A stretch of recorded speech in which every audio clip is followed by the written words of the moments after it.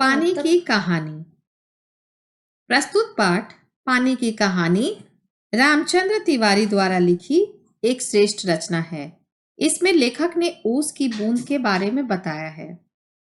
ओस की बूंद का स्वरूप अतीत में कैसा था, उसका जन्म कब, कैसे और किस प्रकार हुआ, यह सारा वृतांत लेखक ने अपनी रचना के द्वारा व्यक्त किया है। तो आइए हम कहानी पढ़ते हैं। मैं आगे बढ़ा ही था कि बेर की झाड़ी पर से मोती सी एक बूंद मेरे हाथ पर आ पड़ी। मैं आश्चर्य का ठिकाना ना रहा जब मैंने देखा कि ओस की बूंद मेरी कलाई पर से सरककर हथेली पर आ गई है। मेरी दृष्टि पड़ते ही वह ठहर गई। थोड़ी देर से मुझे सितार के तारों की सी झंकार सुनाई देने लगी। मैंने सोचा कोई बजा रहा होगा। चारों ओर देखा, कोई नहीं। फिर अनुभव हुआ कि यह स्वर मेरी हथेली से निकल रही है। तो हथेली से इस प्रकार की स्वर कैसे निकल सकती है? तो ये लेखक की कल्पना है, क्योंकि जब हम पानी खोलते हैं, जब तुम भी देखते हो, पानी का एक अलग सा स्वर होता है, उसकी सुर होती है। जब पानी में वेग उठता है, उस समय में भी उसकी अलग सी सुर होती है। ध्यान से देखने पर मालूम हुआ बूंद के दो कण हो गए हैं और वे दोनों हिल हिलकर यह स्वर उत्पन्न कर रहे हैं, मानो बोल रहे हों। उसी सुरीली आवाज में मैंने सुना, सुनो सुनो। मैं चुप था। फिर आवाज आई, सुनो सुनो। अब मुझसे ना रहा गया। यहाँ पर मैं कौन है? लेखक। आवाज किसकी आ रही है? पानी की, उसकी बूंद की। मेरे मुख से निकल गया, कहो कहो। किसने कहा? लेखक ने कहा। और सुनो सुनो किसने कहा? ओस की बूंद ने कहा। ओस की बूंद मानो प्रसन्नता से हिली और बोली, मैं ओस हूँ, जानता हूँ। मैंने कहा, लोग मुझे पानी कहते हैं, जल भी। यहाँ देखो, इसके पर्यायवाची शब्द हो गए पानी और जल। मालूम है मैं बेर के पेड़ से आई हूँ। झूठी, मैंने कहा और सोचा, बेर के पेड़ से क्या पानी का फव्वारा निकलता है? फव्वारा का अर्थ है फाउंटेन। बूंद फिर हिली, मानो मेरे अविश्वास से उसे दुख हुआ हो। सुनो, मैं इस पेड़ के पास की भूमि में बहुत दिनों से इधर उधर घूम रही थी। मैं कणों का हृदय टटोलती फिरती थी कि एकाएक पकड़ी गई। कैसे? मैंने पूछा। वह जो पेड़ तुम देखते हो ना, वह ऊपर ही इतना बड़ा नहीं है, पृथ्वी में भी लगभग इतना ही बड़ा है। उसकी बड़ी जड़ें, छोटी जड़ें और जड़ों के रोए हैं। वे रोए बड़े निर्दयी होते हैं। मुझ जैसे असंख्य जलकणों को वे बलपूर्वक पृथ्वी में खींच लेते हैं। कुछ को तो पेड़ एकदम खा जाते हैं और अधिकांश का सब कुछ छीन कर उन्हें बाहर निकाल देते हैं। अब तुमने सब विज्ञान पढ़ा होगा, विज्ञान में देखा होगा किस तरह से फोटोसिंथेसिस के द्वारा वो अपना भोजन पकाते हैं और किस तरह जड़ सारे पानी को अपने आप में खींच लेती है। उसी की तरह किसी भी पेड़ पौधे का विकास होता है।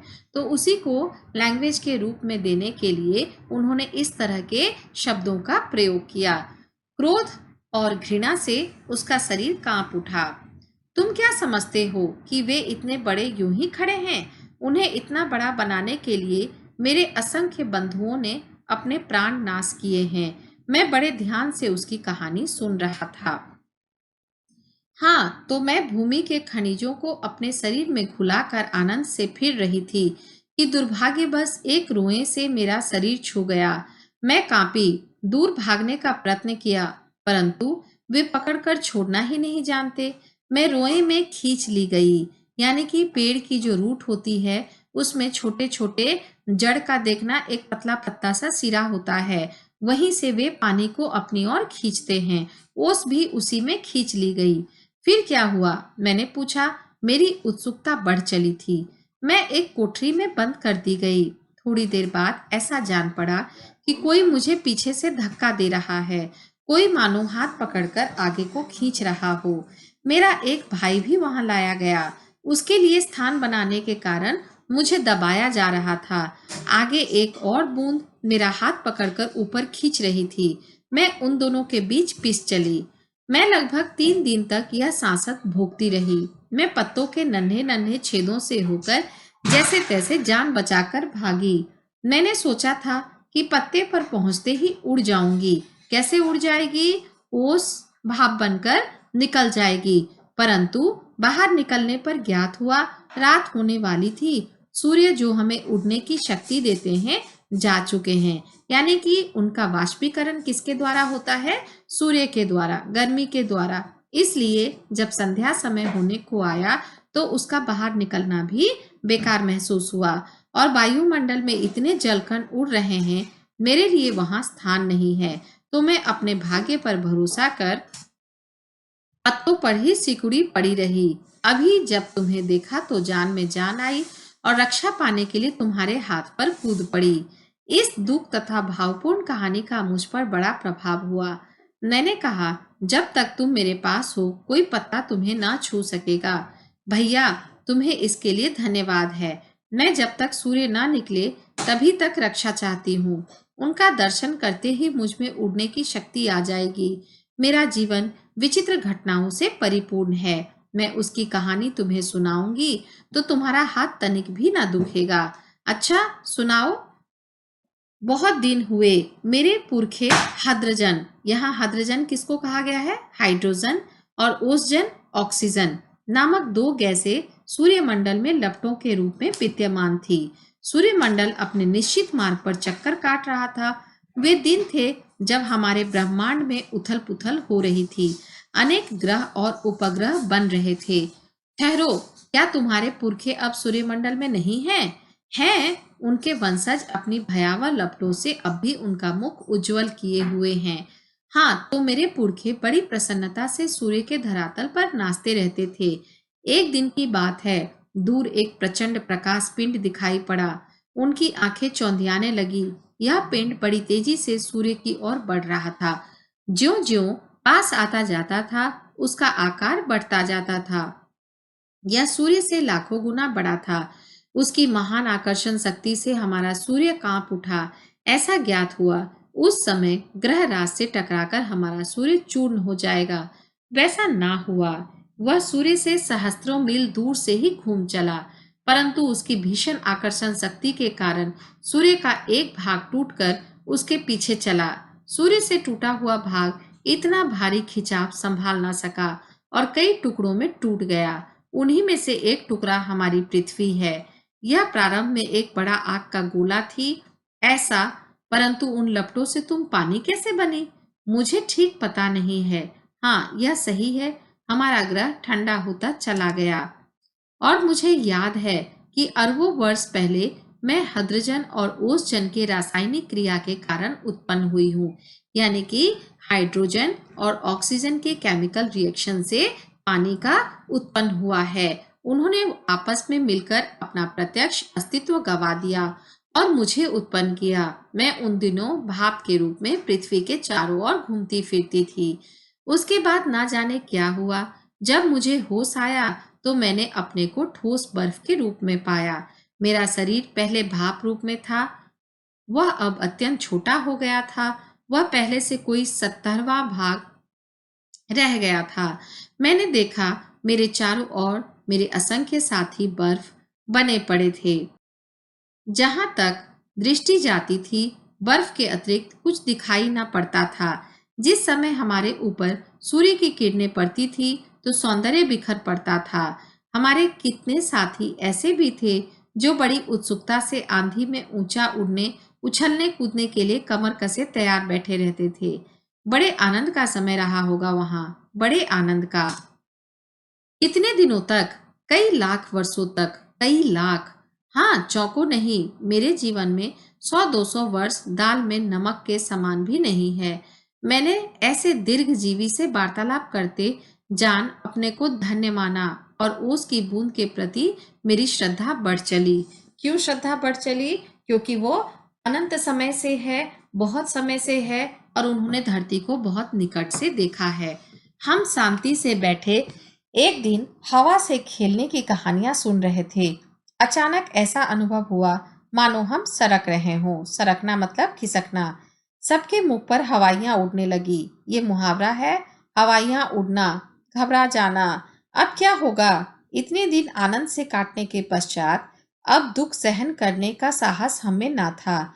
हमें पता लगाने पर ज्ञात हुआ कि हमारे भार से ही हमारे नीचे वाले भाई दबकर पानी हो गए हैं। उनका शरीर ठोसपन को छोड़ चुका था और उनके तरल शरीर पर हम फिसल चले हैं।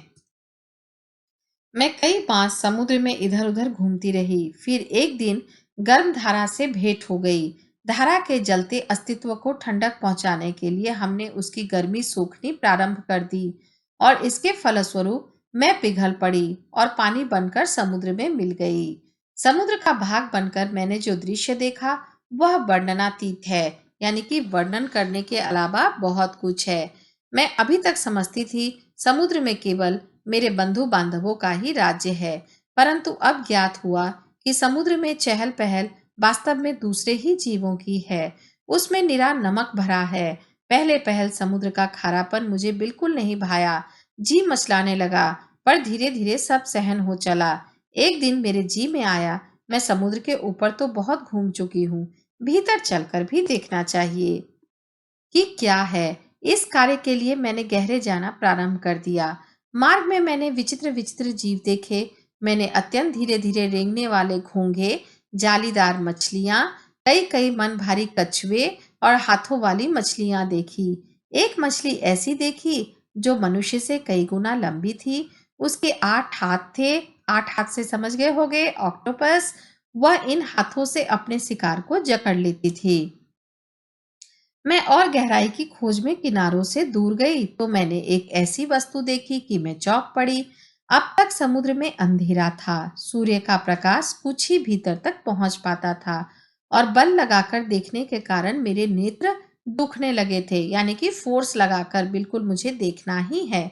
मैं सोच रही थी कि यहाँ पर जीवों को कैसे दिखाई पड़ता होगा कि सामने ऐसा जीव दिखाई पड़ा मानो कोई लालटेन लिए घूम रहा हो। लालटेन समझते हो ना, पहले के लोग लालटेन यूज करते थे लाइट के लिए।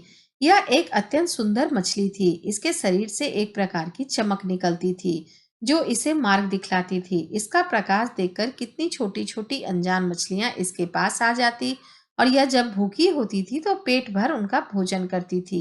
विचित्र है, जब मैं और नीचे समुद्र की गहरी तह में पहुंची तो देखा कि वहां भी जंगल है। छोटे छोटे ठिंगने, मोटे पत्ते वाले पेड़ बहुतायत से उगे हुए हैं। वहां पर पहाड़ियां हैं, घाटियां हैं। इन पहाड़ियों की गुफाओं में नाना प्रकार के जीव रहते हैं जो निपट, अंधे और महा आलसी हैं।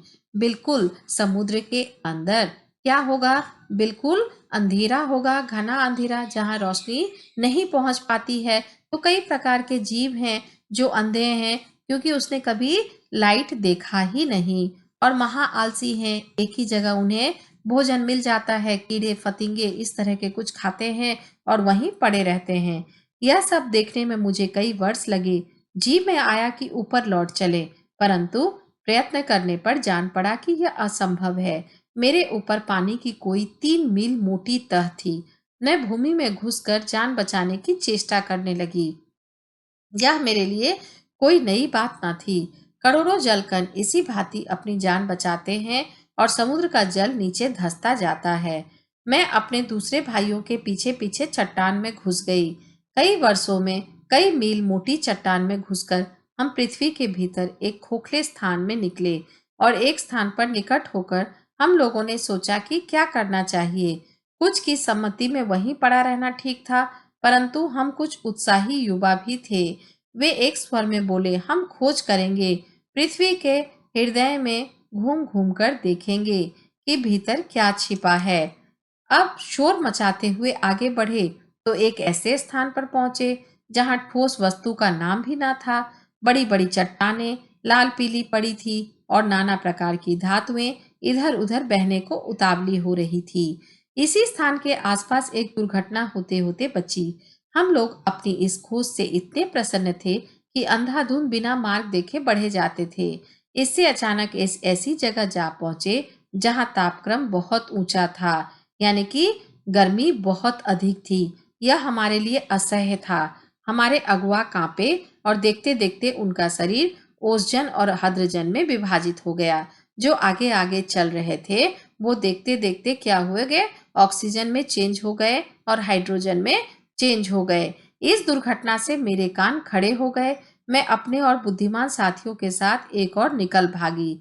हम लोग अब एक ऐसे स्थान पर पहुंचे जहां पृथ्वी का गर्भ रह रहकर हिल रहा था।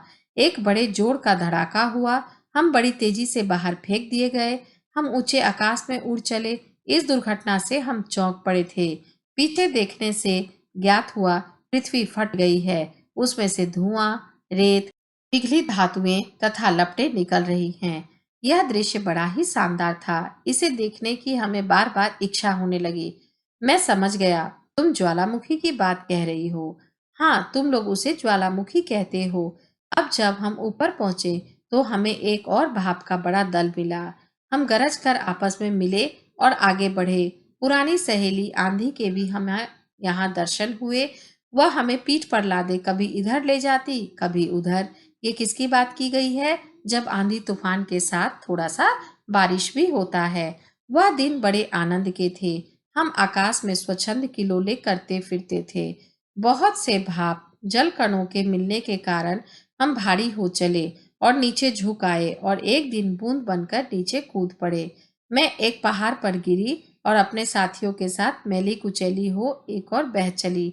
पहाड़ों में एक पत्थर से दूसरे पत्थर पर कूदने और किलकारी मारने में जो आनंद आया वह भूला नहीं जा सकता। हम एक बार बड़ी ऊंची शिखर पर से कूदे और नीचे एक चट्टान पर गिरे। बेचारा पत्थर हमारे प्रहार से टूटकर खंड खंड हो गया। यह जो तुम इतनी रेत देखते हो, पत्थरों को चबा चबा कर हम ही बनाते हैं। जिस समय हम मौज में आते हैं तो कठोर से कठोर वस्तु हमारा प्रहार सहन नहीं कर सकती। अपनी विजयों से उन्मत्त होकर हम लोग इधर उधर बिखर गए। मेरी इच्छा बहुत दिनों से समतल भूमि देखने की थी, इसलिए मैं एक छोटी धारा में मिल गई। सरिता के वे दिवस बड़े मजे के थे। हम कभी भूमि को काटते, कभी पेड़ों को खोखला कर उन्हें गिरा देते। बहते बहते एक दिन एक नगर के पास पहुंची। मैंने देखा कि नदी के तट पर एक ऊंची मीनार में से कुछ काली काली हवा निकल रही है। मैं उत्सुक हो उसे देखने को क्या बढ़ी कि अपने हाथों दुर्भाग्य को न्योता दिया। ज्यों ही मैं उसके पास पहुंची, अपने और साथियों के साथ एक मोटे नल में खींच ली गई। कई दिनों तक नल नल घूमती फिरी। मैं प्रति क्षण उसमें से निकल भागने की चेष्टा में लगी रहती। भाग्य मेरे साथ था।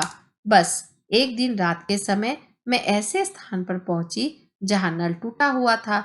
मैं तुरंत उसमें से होकर निकल भागी और पृथ्वी में समा गई। अंदर ही अंदर घूमते घूमते इस बेर के पेड़ के पास पहुंची। वह रुकी। सूर्य निकल आए थे। बस, मैंने कहा, हाँ, अब मैं तुम्हारे पास नहीं ठहर सकती। सूर्य निकल आए हैं, तुम मुझे रोककर नहीं रख सकते। वह ओस की बूंद धीरे धीरे घटी और आंखों से ओझल हो गई। तो हमने यहाँ पानी के बारे में पढ़ा, जल चक्र के बारे में पढ़ा। उम्मीद है आप सब अच्छे से समझ गए होंगे।